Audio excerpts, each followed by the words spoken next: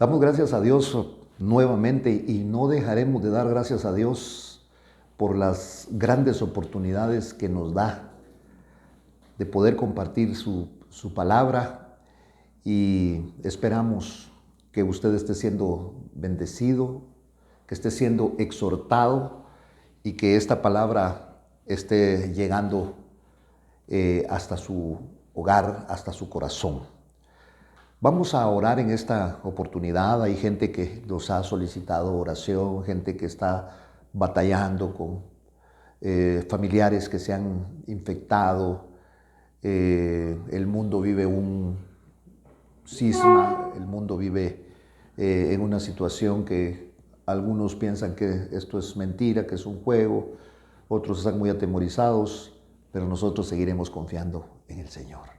Padre, en el nombre de Jesús, una vez más, Señor, te damos gracias porque estamos apercibidos que nosotros vivimos por tu voluntad y nos has permitido, Señor, llegar a todos estos años, ver las diferentes etapas en el Evangelio de nuestra vida y de cómo los acontecimientos en el mundo han ido cambiando. Pero, Señor, cada vez que leemos tu palabra, cada vez que nos sometemos a ella, cada vez que la escuchamos, no terminamos de darte gracias porque eres un Dios maravilloso, Señor. Por favor, fortalece a nuestros hermanos, a nuestros vecinos, aún aquel que no te conoce, Señor. Yo no puedo juzgar al que no te conoce porque tu misericordia es grande, Señor. Quizá están padeciendo, quizá es lo que estás utilizando para que estos corazones, Señor, se suavicen, para que estas personas se vuelvan a ti, Señor, porque al que viene a ti tú no lo rechazas. Ese es el Evangelio.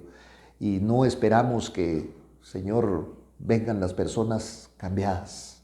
No, porque para eso tú trajiste el Evangelio, para que lo entendamos, y poco a poco la tarea del Espíritu Santo es ir cambiando nuestra vida, nuestra naturaleza. Gracias, Señor, en el nombre de Jesús. Te alabamos y te bendecimos. Quiero continuar con usted en el primer libro de los Reyes, en el capítulo número 18, donde estamos hablando de un profeta que surge, un profeta del Señor, un profeta que predice una sequía antes de que venga, un profeta que a través de la sequía está prediciendo que va a haber mucha escasez, que va a haber enfermedad. ¿Cómo lo verían las personas en aquel tiempo? Como un loco, como una persona como un aleluya que no sabe ni lo que está diciendo hasta que viene. Y entonces en el versículo número 19, después de una gran batalla, de una gran lucha, de persecución, Israel no había entendido que Dios estaba tratando con ellos. Es un trato de Dios para con la humanidad hoy a través de una enfermedad, a través de una pandemia, a través de un virus. Perdón, dije enfermedad, a través de un virus. Dios estaba tratando con el pueblo de Israel a través de una sequía. Porque la sequía en este tiempo representaba también la palabra de Dios. Había escasez. Cuando hay escasez de la palabra del Señor, entonces habrá falta de comunión, el corazón del hombre se endurece y esto provoca una esterilidad en nuestra devoción, en nuestra entrega al Señor. Todo esto estaba pasando. ¿Qué pasó con el pueblo de Israel cuando salieron de Egipto? Y yo me imagino que gritaban como se grita un estribillo hoy en las calles: el pueblo unido jamás será vencido. Qué Dios tan grande, el Dios de Israel, como cuando Dios hace una obra maravillosa en nuestra vida. Algo que nosotros no podemos arreglar, viene el Señor y en un momento lo arregla. Queremos contárselo a todo el mundo, pero lamentablemente he visto yo que muchas veces esto no sostiene. ¿Sabe qué es lo que sostiene? He tenido muchas experiencias con el Señor. Lo que sostiene es una comunión con Él a diario. Las experiencias pasan, Hoy puedo hablar de muchas experiencias que he tenido, pero las experiencias no me han sostenido. El que me ha sostenido es el Dios del cielo, el mismo que le sostiene a usted y el mismo que quiere sostenerle a usted. Déjese guiar, como aquel niño pequeño que lo sube el padre. Está tal vez el padre en una piscina y el niño está en la orilla y le dice, tírate. Y a veces duda un poquito y el niño se tira, con la confianza de que su papá lo va a agarrar. Así es Dios con usted, así es Dios conmigo, así es Dios con los otros. Entonces Israel se había corrompido, Israel no había entendido. Y ahora viene este profeta llamado Elías y en el versículo 19 desafía a los falsos profetas que habían.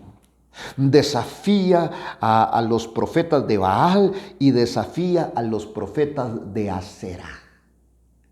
Un profeta desafiando. Por eso hoy los profetas de hoy, porque yo soy de las personas que todavía creemos en los 5 ministerios, pero que los profetas de hoy no son aquellos que nos van a decir lo que queremos oír, sino que nos van a decir lo que nos hace falta, lo que necesitamos, lo que espera Dios de nosotros. Y entonces en el versículo número 19, voy a leer parte del 18 o el 18, porque todos creemos que estamos bien. Acab pensaba que él estaba muy bien. Y entonces él le echaba la culpa a Elías que había perturbado a Israel. Y entonces viene Elías y dice, no he sido yo, sino tú y tu casa han perturbado a Israel.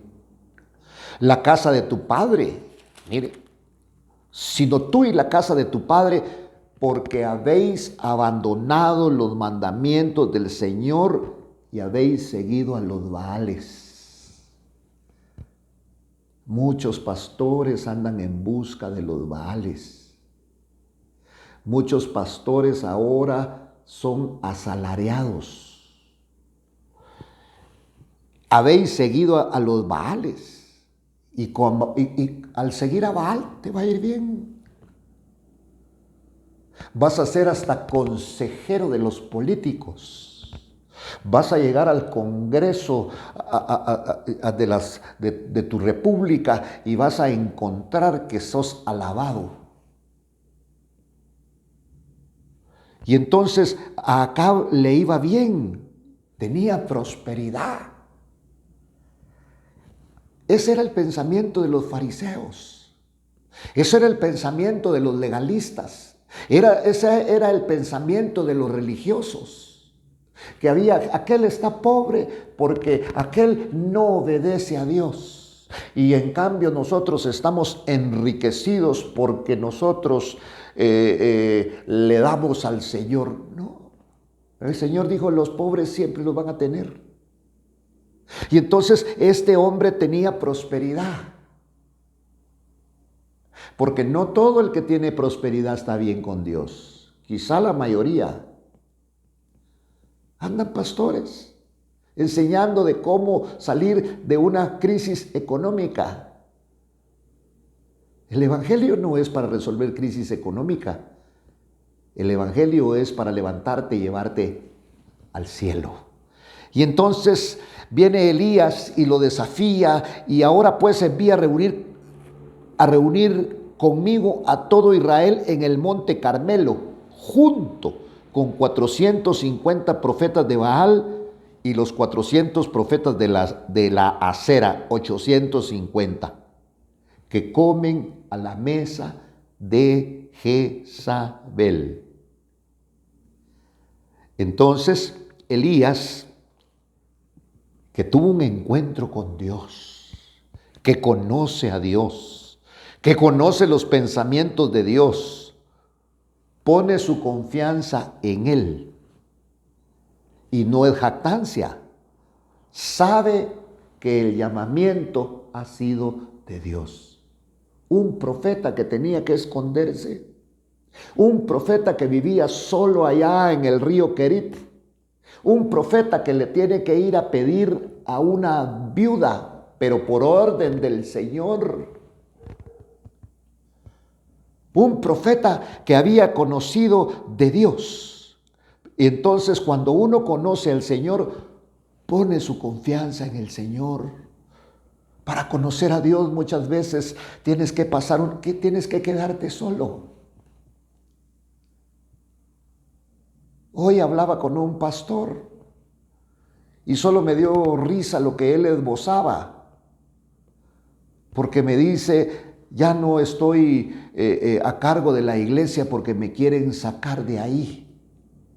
Y lo quieren sacar de ahí hasta los que le decían: papaíto, usted es mi papá, usted es mi mentor, usted ha sido de gran bendición. Ahora lo querían sacar, porque los mismos que te echan incienso son los mismos que más adelante dicen, como dijeron al Señor Jesús: queremos a Barrabás, crucifiquen a Jesús. Pero volviendo al pasaje, Acab entonces envió mensaje a todos los hijos de Israel y reunió a los profetas en el monte Carmelo. Mire, los profetas, ya se imagina aquello, ¿verdad? Con qué orgullo y con qué garbo llegaron los profetas de Baal. Han de haber llegado en sus limusinas, han de haber llegado en sus carros. Y Elías sin apariencia, porque acuérdense que a Juan el Bautista lo confundían con Elías.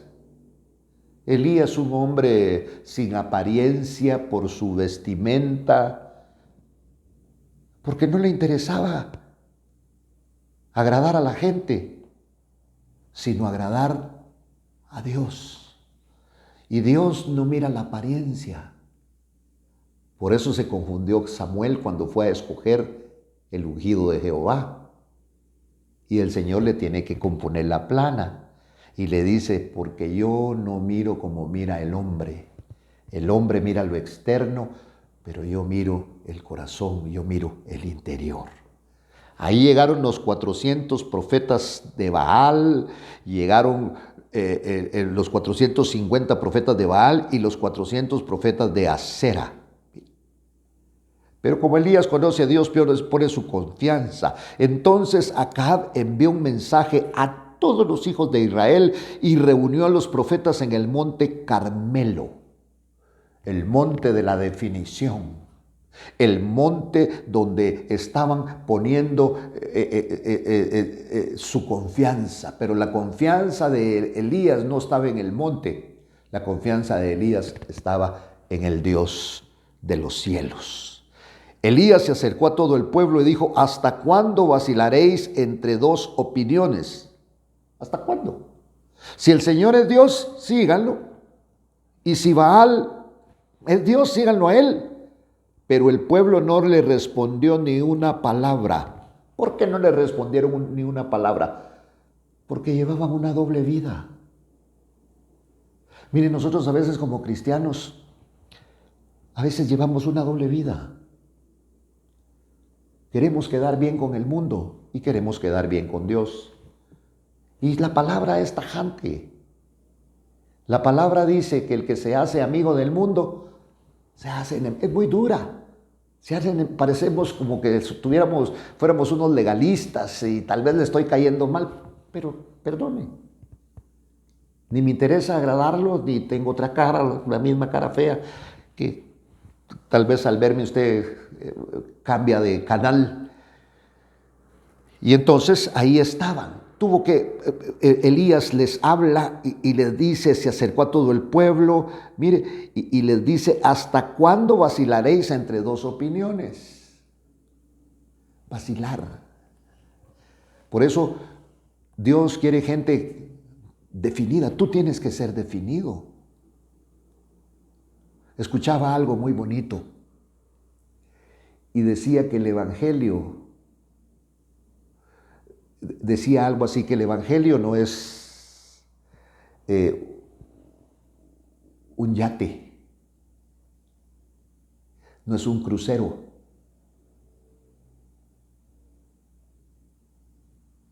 El Evangelio es no es para divertirte, sino que el Evangelio es una barcaza para salvar a los que están necesitados. No es un crucero para andar de paseo, es una barquita para salvar al que se está ahogando. Entonces viene Elías y palpa al pueblo. Mire qué lindo los hombres de Dios, porque hacía años atrás Josué lo había dicho. Y Josué, allá en el libro de Josué, viene Josué y dice: ahora pues, entréguense al Señor y sírvanle con integridad, fidelidad, y quitad los dioses que vuestros padres sirvieron al otro lado del río en Egipto. Salieron de Egipto, no destruyeron los ídolos, ahí se los guardaron, ahí los llevaban escondiditos. Y oiga, estamos hablando de que habían pasado, estos jóvenes pasaron el Mar Rojo, ahora ya eran hombres, habían pasado el Jordán, habían destruido Jericó, habían conquistado, mas sin embargo la idolatría ahí seguía. Ahora pues, temed al Señor y servidle con integridad y con fidelidad.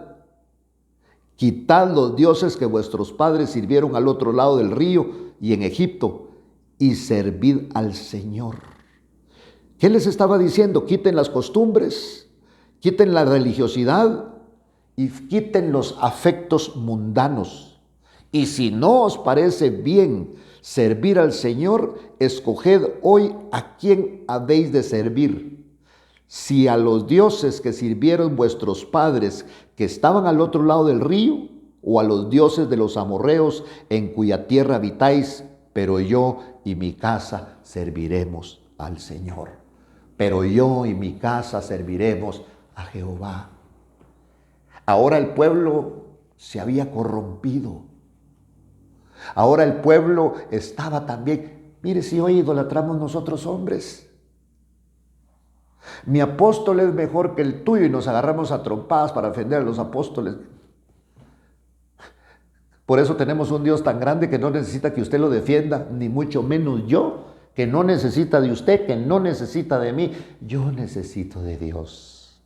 Por eso este Dios grande me defiende a mí, nos defiende a nosotros. Entonces aquí ellos estaban vacilando. ¿Qué vamos a hacer?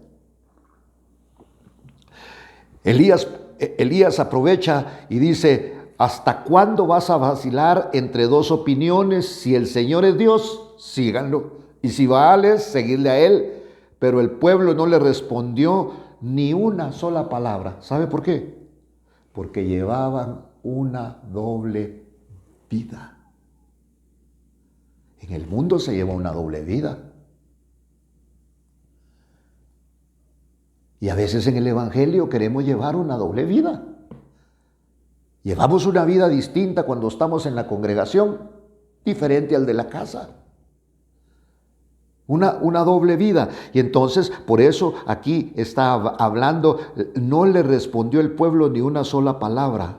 Entonces Elías dijo al pueblo: solo yo he quedado como profeta del Señor, pero los profetas de Baal son 450 hombres.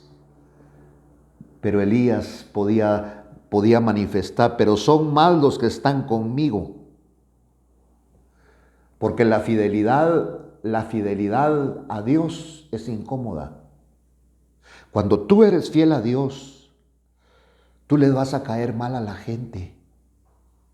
Tú le vas a caer mal a la sociedad. A ti te van a señalar de ridículo cuando quieras caminar agradando al Señor. Por eso nosotros los hombres queremos el populismo, porque queremos agradar a Dios y queremos agradar a la gente. Pero qué lindo las palabras de Josué, porque él dijo: ustedes tienen que definirse, ustedes tienen que decidirse, pero yo y mi casa serviremos a Jehová. Mire, qué lindo. Ahora Elías está aquí solo. Me he quedado solo como profeta del Señor, pero los profetas de Baal son 450 hombres. Entonces, Para que tú puedas decir, mi Dios y yo, tú no necesitas de dinero, tú no necesitas de la gente para poder decir, mi Dios y yo. Mire, entonces viene Elías solo contra 400 y esto yo quiero que esto te da un parámetro que hoy cuesta encontrar a los profetas de Dios. Los profetas de Dios no son los que se exhiben y les ponen sus sillas aparte para que se sienten. Los profetas de Dios no son aquellos que te andan repartiendo tarjetitas. Los profetas de Dios no son aquellos que vienen y te van a adular, que tienes tú un gran llamamiento, que tienes tú un gran ministerio, que tienes un gran llamado del Señor. Primero pongámonos a cuentas. Primero seamos honestos con nosotros mismos, seamos honestos con el Señor. Y entonces, por eso, Elías estaba solo. Y dijo que nos den pues 2 novillos y que escojan un novillo para que ellos, y lo despedacen y lo coloquen sobre la leña, pero que no le pongan fuego debajo, y yo voy a preparar el otro novillo y lo colocaré sobre la leña y no le pondré fuego. Porque el novillo está representando a Cristo. Y cuando hay una representación de Cristo y también lo que están haciendo representa el culto a Dios. Entonces todo esto representa que el fuego no lo llevan los hombres, sino que el fuego lo va a poner el Señor. Entonces dice, invocad el nombre de vuestro Dios y yo invocaré el nombre del Señor, y el Dios que responda por fuego, oiga, certifica la palabra, ese es Dios. Y todo el pueblo respondió y dijo, la idea es buena. Por eso,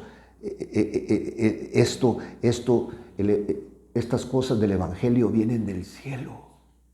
El fuego no lo pone el pastor, el fuego no lo pone el que dirige la alabanza, el fuego viene de arriba.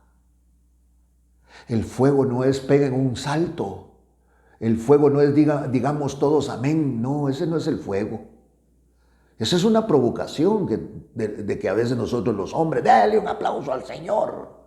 No, qué lindo es cuando estás predicando, qué lindo es cuando estás cantando, qué lindo es cuando estás dirigiendo, que estás hablando de la palabra y viene alguien y dice aleluya, y ves gente que está llorando y ves gente que está recibiendo. Qué lindo es cuando tú estás leyendo la palabra en lo oculto, cuando tú estás orando y cuando tú te postras. No es cierto que estás seco, no es cierto que estás seca. Pero de pronto viene el fuego del cielo y te empieza a quebrantar.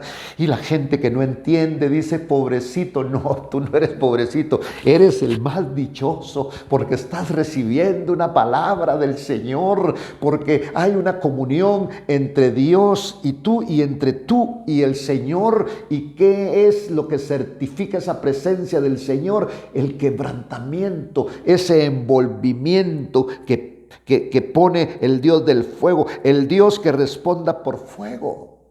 Este fuego que viene de Dios es peligroso. Este fuego que viene de Dios fue el fuego que Abel fue el altar de Abel cuando ardió. Es el fuego de Dios, y el de Caín no ardía. Y como no ardió el altar de Caín, ¿qué pasó? Le dio envidia. ¿Qué quiere decir eso? Que se mueve la envidia. Sí, se mueve la envidia dentro del que dirige, dentro del que está a la par. ¿Por qué se mueve la envidia? Porque no todos son visitados por la presencia del Señor. Algunos nos cuesta un poquito más. El Dios que responda por fuego, ese es el Dios. Y todo el pueblo respondió y dijo, la idea es buena. Altares encendidos, no altares llenos de globos, no. He visto cómo los jóvenes, he visto cómo las mujeres, he visto cómo los hombres a veces corren con globos por todos lados, y cuando viene la prueba, pero ni un globo pueden inflar, porque el fuego viene de la presencia de Dios.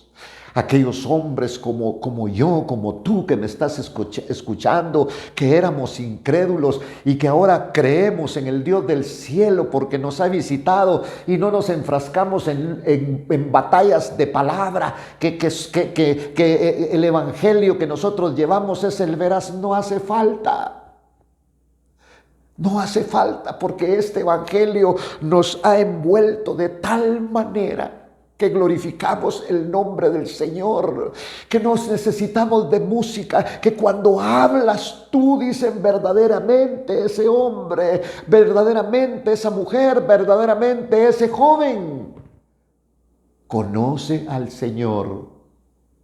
Conocer al Señor no significa que no vas a tener luchas, no significa que no vas a tener pruebas, no significa que no vas a tener batallas, pero de todas ellas el Señor te sacará. Y entonces al pueblo, oiga lo que Elías propone, y al que le responda Dios, ¿cómo va a responder Dios? Por fuego. El fuego no lo llevan los de la alabanza, el fuego no lo lleva el predicador, el fuego viene del cielo. A través de su palabra. La idea es buena. Elías dijo a los profetas de Baal: escoged un novillo para vosotros y preparadlo primero, pues ustedes son más. Invoquen el nombre de vuestro Dios, pero no le pongan fuego. El fuego que lo ponga el Señor. El fuego que lo ponga Dios. El que comparte la palabra, el que dirige cantos, el que alaba al Señor. ¿Quieres saber si tu alabanza está llegando? No le digas ni aplaudan, no le pónganse de pie, ni siéntense, no digas nada. Tú empieza a cantar y a glorificar y a predicar el nombre del Señor, y poco a poco aquella gente va a ser metida en esta esfera espiritual y vendrán los gloria a Dios y vendrán los aleluyas, porque el fuego sigue viniendo de parte del Señor. Dios, oiga lo que le voy a decir, Dios no respalda a hombres, respalda su palabra. Dios respalda su palabra. Pero los hombres nos volvemos arrogantes cuando Dios respalda su palabra, porque creemos que Dios nos respalda a nosotros. Y entonces nosotros ya nos creemos los reyes de la tierra. Y empezamos a ponernos títulos. Y cuando no nos dicen el título nos ofendemos. Y hasta hacemos nuestras tarjetitas. Y tenemos en cuadro nuestros diplomas. No, estos hombres se escondían.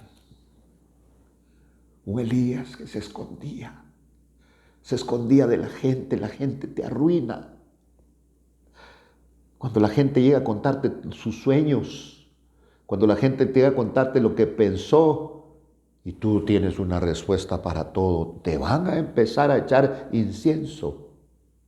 Por eso Elías está hablando acá, el fuego que lo ponga el Señor, el fuego que lo ponga Dios.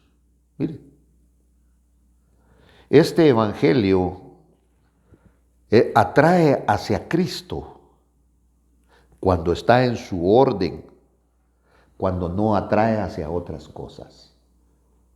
Por eso, ahí estaba y vemos que no le pongamos fuego, dijo, porque el fuego lo pone el Señor. Y qué lindo es cuando Dios pone ese fuego. Bueno, siempre lo tiene que poner Él, ¿va? Porque si no, son los hombres los que se pavonean. ¿Dónde están los sanadores en esta oportunidad, en esta época? ¿Dónde están? ¿Dónde están los que hacían el show? ¿Dónde están los que prometían pare de sufrir? ¿Dónde están? No podemos ni con nuestra propia vida. Pero cuando Dios dice, ora por aquel, porque aquel va a sanar, te dice hasta la enfermedad que tiene. Te dice, ve por aquel, ve por el otro, ve por él. Pero eso no es todos los días, porque este no es un show. Este es el Evangelio de nuestro Señor Jesucristo. Hermano amado, que el Señor te bendiga. Espero encontrarme contigo nuevamente en los próximos días para seguir compartiendo otra parte de este tema que el Señor nos ha regalado. Bendiciones para ti. Señor, fortalece a aquel hermano, aquel hombre, aquella mujer que ha contraído esta enfermedad, Señor. Que salga, pero que salga con una nueva vida, Señor. En el nombre de Jesús te damos gracias. Amén, Señor. Y amén.